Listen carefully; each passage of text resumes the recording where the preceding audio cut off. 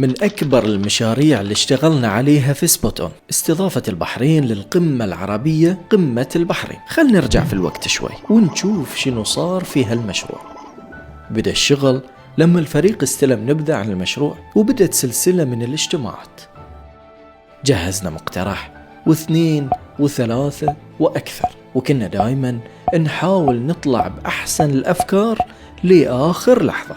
وكل ما يجرب وقت القمة يزيد حماس الفريق، وأكيد تظهر مفاجآت ما نتوقعها. وانطلق الفريق في رحلة تصوير لمصر مدتها 24 ساعة فقط، وبعدها صورنا الإعلان الترحيبي في وقت قياسي. ونزل الإعلان.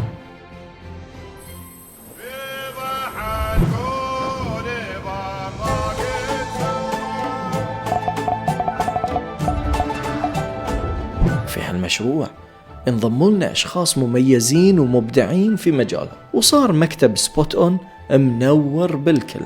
وبعدها انتقل مقر سبوت أون للمركز الإعلامي للقمة، وكل شيء كان مرتب وبأدق التفاصيل.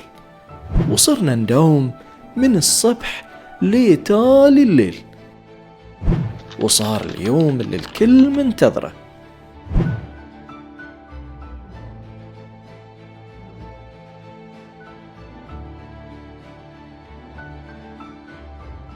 وفي ختام يوم 16 مايو اختلطت مشاعر الفرح والتعب والفخر في نفس الوقت.